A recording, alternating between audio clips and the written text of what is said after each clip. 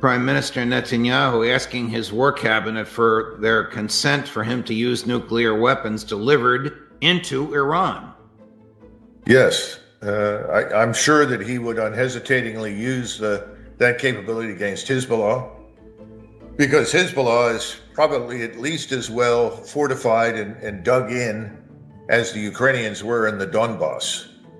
So, this view is we're not going to trade Israeli soldiers' lives for, a half a mile or 2 miles of ground. We're going to essentially destroy it. When it comes to Iran, the Israelis have convinced themselves that there will be no security for Israel as long as any state in the region, specifically Iran, has the capability to go nuclear. They know that Iran is a threshold nuclear state, and Mr. Netanyahu has been very straightforward about it. We will not tolerate that. And I imagine they would use tactical nuclear weapons to try and destroy the underground facilities. Now, the Iranians have anticipated this. They've distributed their command and control. They have placed missiles in various areas. They have clusters, and they have a command and control system that's very redundant and designed, under worst cases, to operate independently. All of that is on the minds of the Israelis if they go in there. Plus the fact most of what they would deliver is probably going to be from the air. And if they're going to do that, they need U.S. Air Force refueling assets. We can obviously decline to provide those, but the Israelis also have submarines that can launch cruise missiles, and they too are nuclear capable. So, the Israelis can get at the Iranians in various ways. Will it work? I don't think so. Will it stop the war? No. Will it make matters much worse? Yes.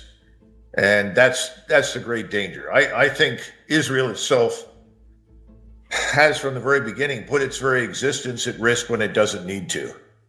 But that's my personal opinion. I'm not anxious to see Israel destroyed. I would like to see it survive. But I think under Mr. Netanyahu's leadership, that's going to be very difficult in the months ahead. The Israelis, as I think Alistair Crook pointed out very eloquently, are in a lot of trouble. The Gaza campaign has not gone well. Hezbollah is very much intact. The West Bank is unruly and tense. And the Israeli population has begun to wonder whether or not they can possibly win anything. But there's also this fatalistic dimension to their character that says, well, if we can't have what we want, we'll just go down fighting and do as much damage on the way down as we can. I think Alistair Crook is right about that. On the other hand, Netanyahu and his war cabinet have a trump card. The trump card is the United States Armed Forces, the backing of the United States. And I don't think they pay any attention to anything that President Biden says or does.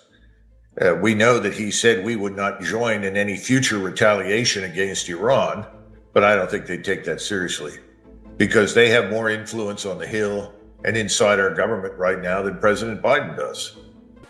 The trump card is the United States Armed Forces, the backing of the United States, and I don't think they pay any attention to anything that President Biden says or does. We know that he said we would not join in any future retaliation against Iran, but I don't think they take that seriously because they have more influence on the Hill and inside our government right now than President Biden does. What is your view from a military perspective? What Iran did, the sending of drones, was intentionally to draw defensive weaponry, identifying the location of the defensive weaponry and wasting them. According to Scott Ritter, the Israelis spent about $1 billion in one night. A lot of money for a government of that size. And then if you add what the British, Jordanians, and Americans spent, you can almost double that. Do you agree with those assessments? I think Scott's right. I don't know that it was $1 billion. It could have been 1.2 or 1.3 billion. But obviously utilizing $1 million missiles to shoot down drones that may cost a couple of $1,000s each is an obvious waste of time, money, and resources, but clearly they have a much better picture now of Israeli air and missile defense. Now keep something else in mind. The Israelis did a very good job of protecting themselves. I don't think anybody doubts it. But what we need to take from this is an understanding that it is possible, always, for any enemy that has accumulated large numbers of missiles, whether they are the most modern or old, doesn't make much difference. It is very possible for an enemy to overwhelm any air and missile defense system with enough projectiles. And I think that was part of the message that the Israelis were sending. I mean, just imagine, as I pointed out in the article, what would have happened if they'd sent 1,500 tactical ballistic missiles and, 3,000 or 4,000 drones in waves over a period of 24 to 48 hours, which the Iranians are capable of doing. Well, they would have exhausted the air and missile defenses very quickly. That doesn't even include the target hits that would have destroyed many of the anti-missile batteries that are on the ground. And we don't know what would happen in the air because we haven't had anybody fly against Iranian air defenses. They have the S-400. We'll find out if that S-400 Russian system is as good as everybody says it is. But the bottom line is, you can overwhelm any air and missile defense system. And I hope that the Israelis took that message, but I'm afraid that they're going to go on the offensive. How extensive is the Iranian arsenal? Well, you're talking about tens of thousands of missiles, hundreds of modern top-of-the-line. You don't have this hypersonic missile question is an important one. As several people have reported, the use of 2 or 3 or 4 hypersonic missiles, I haven't been able to personally confirm it. But then again, with this administration, despite my clearance, I do not have any access to that kind of information. They may in fact have used some of those, but I think we need to understand that they have access to at least as modern missile technology as we do, thanks to the Russians, the Chinese, and obviously the North Koreans. And that technology is enough to overcome any air and missile defense system the Israelis could build. It's very simple. And do the Israelis understand that, Colonel? The last part of what you just said, they have enough to overcome any defensive system that the Israelis can build. Does the Netanyahu government know that? I think privately behind the scenes they've reached that conclusion, but that hasn't dissuaded them from further action. In fact, I think they view that as making further action imperative. In other words, we need to attack these people and deprive them of the command and control, deprive them of some of their best weapon systems, attack their arsenals, attack their underground facilities, especially their alleged nuclear facility underground. They have a nuclear facility on the surface as well. But it's not utilized for the military anymore. It's utilized primarily for civilian purposes. But nevertheless, I think they've decided they're going to have to go in and inflict very serious damage on Iran.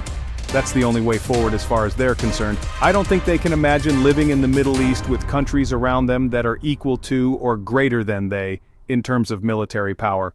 As I saw this, Colonel, I thought he's missed the degree of difference. The degree of difference is the Israelis murdered 2 generals and killed 15 other people and destroyed a legally immune target known as a consulate adjacent to an embassy. The Iranians didn't kill anyone and targeted purely intelligence. Military? No, I think that's true. The other thing that he doesn't bother to point out is that the Iranians were very open about what they were going to do. They actually informed us through intelligence channels, through the Central Intelligence Agency, that they would under no circumstances attack any of our installations provided we did not attack theirs. We knew that. Secondly, they were very transparent that it would come within the next 2 or 3 days, and that it would consist of largely what we saw in terms of drones and tactical ballistic missiles. So, he's not telling you the rest of the story. The Israelis, needless to say, did not inform anybody of their intention or readiness to do anything in Syria. They simply did what they've always done. They saw targets they thought were lucrative and they wanted to inflict harm, and they did. And as you point out, even though today people are saying, oh no, it was a safe house, oh no, that's not true. Now I'm sorry, it is true. This was a consulate, and they may not have liked the people in it, but attacking it is off limits as far as international law is concerned. Of course, we know that international law is something we only pay attention to when it suits us. That's certainly true for Israel. Right. Just to liven things up a little bit, here is a member of Parliament, George Galloway, ripping into the Prime Minister. But the Prime Minister's response is interesting because it's nearly verbatim what we just heard from his foreign minister. Here's cut number 9. Mr. Speaker, I knew your father well for a very long time. He was a fine man, and I am sincerely sorry for your loss. There was not one single word in the Prime Minister's statement of condemnation of the Israeli destruction of the Iranian consulate in Damascus, which is the proximate reason for the event everyone is here in concert condemning. He was not even asked to do so by the front bench opposite. Kay Burley is the only person so far to demand that of a government minister.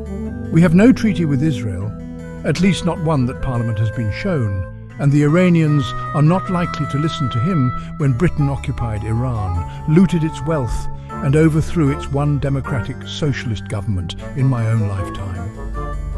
Well, Mr. Speaker, whatever may have happened a few weeks ago, it is absolutely no justification for launching more than 300 drones and missiles from one sovereign state towards Israel. It's as simple as that. And in the honourable gentleman's question, once did he condemn that action, or indeed the actions of Hamas in the region? There is no equivalence between these things whatsoever, and to suggest otherwise is simply wrong.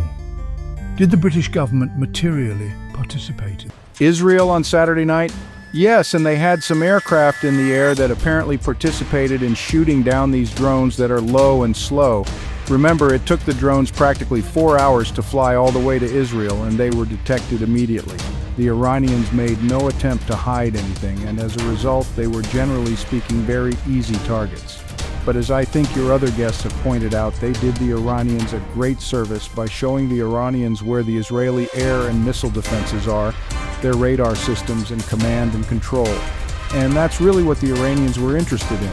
They didn't really want to hurt anybody because they don't want to escalate this. They don't want a war.